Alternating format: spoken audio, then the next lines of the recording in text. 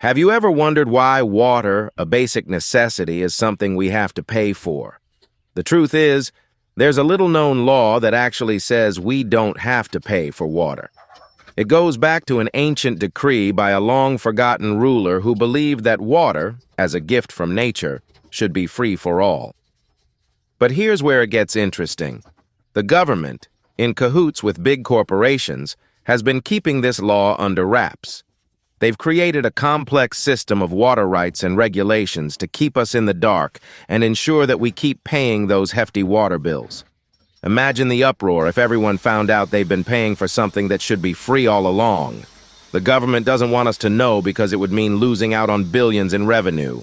It's a conspiracy that runs deep, but the truth is out there for those who dare to uncover it. This is why it's crucial to subscribe to my channel. With your support, I can become popular enough to run for president and fix this water bill madness. Imagine free water for everyone. But hey, let's not get ahead of ourselves. It was all just a fun story. Still, I'd appreciate your subscription to keep the laughs and plumbing tips flowing.